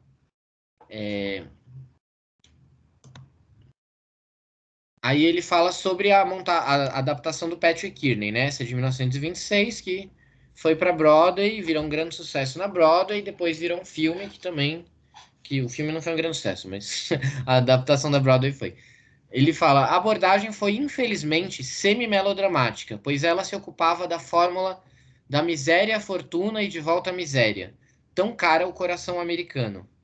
e àquela altura, em 26, né, se não ainda hoje, muito mais de acordo com o gosto americano pela tragédia, pois estava exatamente de acordo com o desejo nacional por fortuna e felicidade rápidas deste lado da forca. Era excessivamente fácil imprimir sobre o público americano o patos de ser pobre e lutar para se tornar rico. Kearney, próximo como era do sentimento americano do momento, foi admiravelmente bem-sucedido, se agarrando firmemente, como fez, às cenas que enfatizavam as alegrias da riqueza e os horrores de não possuir uma mala de alto preço ou um terno confeccionado sob medida. Ou seja, né, o desejo de consumo. Assim. Então ele critica, né, fala que é muito melodramático, que não é isso que ele queria. Assim. E aí é muito interessante porque ainda teve todo um marketing, né, em torno da... o romance é de 25, a adaptação dele é de 26, né? Então ela foi uma adaptação que foi feita por iniciativa do editor, que queria capitalizar o sucesso do romance, né? Aí o empresário o empresário do editor estava preocupado com a reação do público. Então, para a estreia, ele contratou 75 pessoas para ficar no público e quando terminasse a peça, bater palma loucamente e falar, né, gritar. E aí algumas das críticas de jornal retratam, né, como os críticos viram isso, né, não sabendo, né, que era uma claque contratada, né. O crítico do Herald Tribune diz que foi uma ovação como raramente é vista no teatro. E de um jornal chamado Graphic falou que o público foi à loucura, eles gritavam, né. Ainda, além disso, né, outro crítico falou que a construção dos personagens os tornou mais atrativos e suas reações mais comoventes do que no romance. E o Brooks Atkinson, do New York Times, diz que praticamente cada cena é um testemunho da completa impossibilidade de telegrafar esse romance de 2 volumes em apenas um drama. Né? Então, 2 coisas. Primeiro, bom, 3, né? O efeito dessa claque contratada, né? Toda uma jogada de marketing em torno da coisa. Depois eles falando, né, como o crítico falando como essa comovência, né, dos personagens, que eles apelam para o lado emocional e que é mais comovente do que no romance, ou seja, mais melodramático, e ele elogia isso, né? E o outro falando que, bom, não dá para você fazer uma peça com romance, né? Ou seja, falando que enfim, pode ser que a peça do Kearney mostre essa insuficiência, né? Mas quando a gente vai fazer uma peça épica, nada como um romance para adaptar, porque a linguagem se aproxima do romance, né? Como o Doblin já falava lá atrás, né? E aí a crítica do Dreiser, né? Quando, nesse artigo aqui, essa imagem do artigo, né? Que eu demorei anos para conseguir acesso a esse artigo lá do New York Times, consegui só recentemente, né? Inclusive por isso não está na minha tese. Mas eu consegui ele falando sobre a adaptação do Piscator, né? Ele fala assim, a versão de Erwin Piscator evita inteiramente essa abordagem. Qual abordagem? Aquela semi-melodramática, tudo que ele falou do Kearney. Clyde Griffiths é o personagem principal, né? O que mata a namorada. Ao mesmo tempo em que permanece inteiramente como a pessoa fraca que é no livro, é também um tipo de veículo automático para uma crítica social que é diferente, sólida e devastadora e ao mesmo tempo trágica, pois por palavras, bem como por situações arbitrariamente arranjadas e justaposições, o Sr. Piscator enfatizou brilhantemente as desigualdades econômicas que existem na América e ao redor do mundo. Aqueles que trabalham e tecem confrontam em uma terra de ninguém esteticamente concebida aqueles que não trabalham nem tecem. Aqui é uma referência bíblica, né, que ele coloca. Em oposição ao meu livro, sua dramatização não é temperada pela resignação, mas ao contrário, ela é assertiva, por vezes até violentamente, em relação às crueldades e brutalidades inerentes ao que o Sr. Piscator sente que é um mecanismo social remediável. Então você vê que ele fala que a adaptação do Piscator é melhor do que o livro dele, no sentido de apontar as desigualdades sociais, né? Que ele fala que o livro é marcado pela resignação e que a peça do Piscator não, né? Ela consegue pegar esse personagem fraco, né? Pega um personagem que tem um caráter fraco, mas transformar ele num veículo de uma crítica social, né? Não enfatizar no drama pessoal dele. E é interessante como ele foi sendo ganho, né, por essa adaptação. Porque eu falei, a primeira versão ele achou meio estranha, fez alguns comentários, aí o Piscator mudou. Aí em 32 ele tenta levar para o Group Theater, né? O Group Theater não vai aceitar, vai falar que é uma peça que fala sobre coisas que já estão ultrapassadas para o público americano, se não me engano é isso, acho que tem um slide que traz essa citação. E aí quem vai fazer depois, né? Aí, ó, mais um trecho aqui, desculpa, faltou esse pedaço. Vale a pena, é longo, mas acho que vale a pena. Enquanto os personagens lidam com seu problema matemático, que mostra que o destino do homem hoje é tão inexorável e absoluto quanto era seu destino nas antigas tragédias gregas, isso aqui é uma citação direta, né, da peça, do narrador da peça do Piscator. O público é mais ou menos obrigado a fazer sua própria análise social. Um personagem improvisado, o narrador, que é aparentemente a encarnação de uma consciência social superior e não enviesada, capaz de interpretar e prever tais males que o protagonista sem consciência deve sofrer nas circunstâncias da tragédia, se coloca entre o palco e o público. E ele aconselha, interpreta e consistentemente situa as mais gentis e humanas construções das ações, não apenas dos personagens, mas das próprias classes. De fato, o próprio Piscator afirma que ele é um meio dramático indispensável, por meio do qual o desenvolvimento do tema do drama se torna possível. Fiquei imensamente impressionado por essa versão, que vi produzida no Hedgerow Theatre de Jasper Dieter, próximo a Filadélfia, após combinar com ele um tryout, né? Traduzir como uma tentativa, mas o tryout é essa apresentação de ensaio que eles...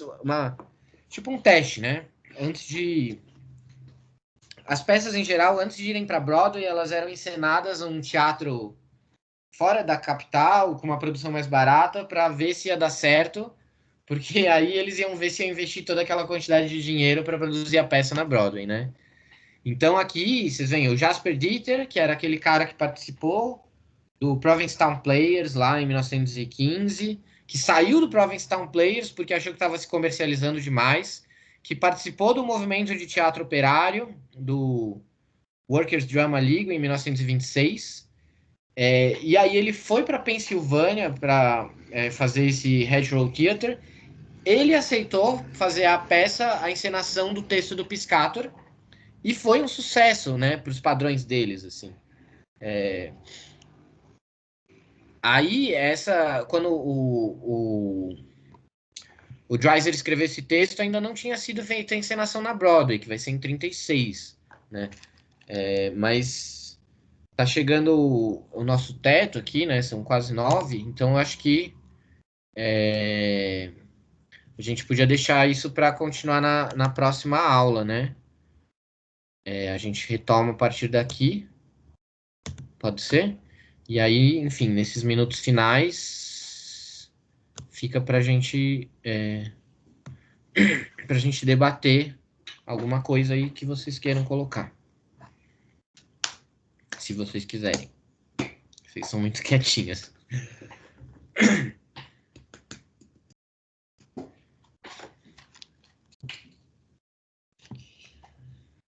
Ó, o link da lista de presença aí, tá? Não esqueçam de colocar. Vou interromper a gravação, quem sabe vocês ficam menos tímidos.